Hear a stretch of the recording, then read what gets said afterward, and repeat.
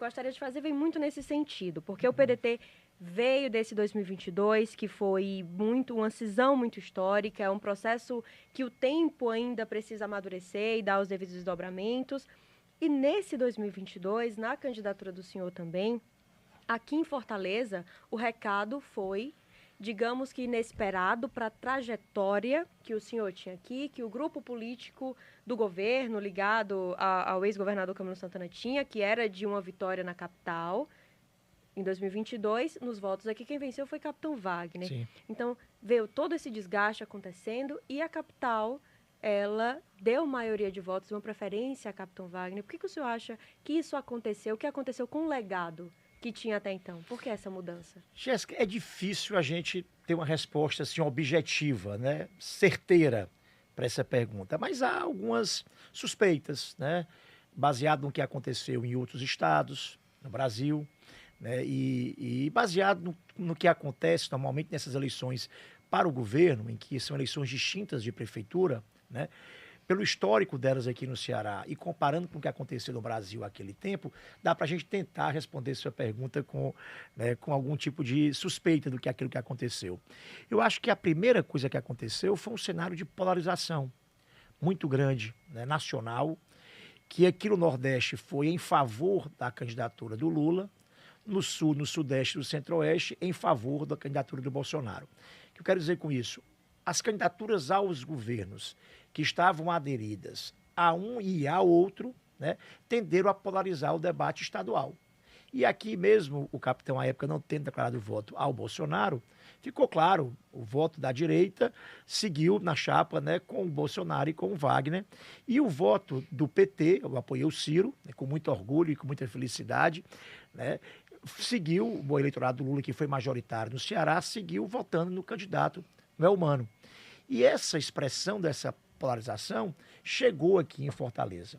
Então, isso aconteceu em São Paulo. O prefeito, o governador estava no exercício do mandato, o vice-governador, bem avaliado, com 3/4, né, dos prefeitos, acabou tendo aí menos de 15% dos votos, porque lá havia o Tarcísio de um lado e o Haddad do outro. Então, isso se repetiu no Brasil inteiro. Então, acho que a primeira explicação, e a mais natural, é que as candidaturas que não optaram por um caminho ou por outro acabaram, né, sendo tratoradas por essa polarização.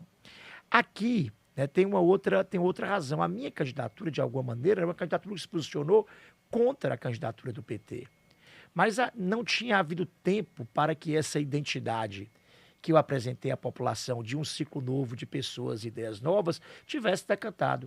Havia uma candidatura de oposição já consolidada há muito mais tempo e muito mais compreendida pela população como oposição àquele tempo, que era a do Wagner.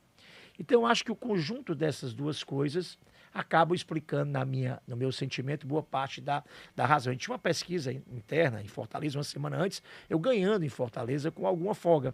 Então, naturalmente, esse voto casado, que veio de um lado e do outro, acabou, de alguma maneira, falando mais alto do que o voto para governador. E se você parar para pensar, o que é que motivou o eleitorado a ir para a urna em 22? Foi o voto para governador? Foi o voto para senador, para deputado, ou ao grande debate nacional Lula e Bolsonaro? Então era muito comum você ouvir dizer, eu vou votar na chapa completa, né? Assim, isso explica boa parte da razão do governador Elmano ter ganho no primeiro turno. Né? Porque houve aqui onde o Lula ganhou com mais folga, houve um voto aderido, né? Ainda que Todo na Fortaleza chapa. seja assim, né, que fuja um pouco do cenário todo. E aí o senhor ressaltou, inclusive, esse tempo para que as pessoas entendessem a cisão que tinha acontecido ali, né? De Exatamente. fato, era muito recente. Para 2024, o senhor acha que já deu esse tempo? Ou isso ainda preocupa um pouco? Assim, olhando para esse resultado de Fortaleza em 22, para essa crise toda, ainda assombra um pouco? Há uma preocupação ali dos aliados em torno disso? Eu acho que o debate, aí volto também para o histórico das eleições. Do mesmo jeito que a eleição para o governo, historicamente no Brasil, uma eleição que depende muito do calor e do clima da eleição nacional. Quanto mais calor na eleição nacional, menos debate há na eleição estadual. Eu até disse, eu debati muito mais debates, entrevistas sabatinas, enquanto candidato a prefeito, do que como candidato a governador do estado do Ceará.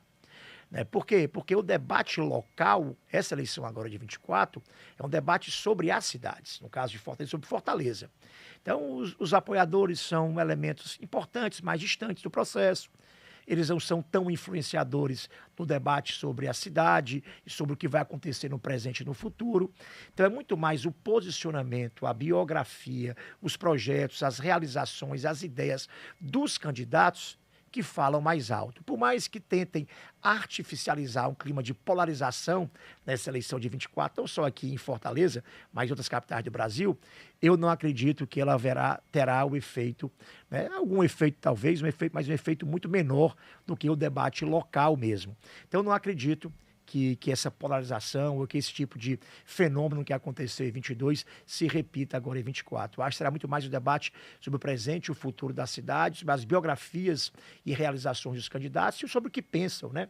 E é uma eleição que expõe muitos candidatos, né? Quem acha que vai entrar sendo carregado, né, por um apoiador de um lado e com a bengala do outro, né, não estou dizendo que as bengalas não sejam, né, elementos que entrem nas variáveis de escolha, né, mas o candidato vai ter que falar sobre o que pensa, vai ter que demonstrar conhecimento de números, de ideias. Mais próxima, né? As muito pessoas mais são mais próxima. atentas, porque está mais na realidade delas ali do dia a dia. A minha primeira eleição, eu não sei contar quantas entrevistas, sabatinas e exposição, não tem como você sobreviver, né, com marqueteiro que seja e tal, a exposição que uma pré-campanha, uma campanha de prefeito, por exemplo, apresenta à população. Então, acho que esse é o elemento mais importante e mais fundamental no debate, não só de Fortaleza, mas das eleições municipais, em especial de capitais, onde há mais debates e entrevistas, né, no Brasil. Roberto, a gente sabe que eleição municipal, inclusive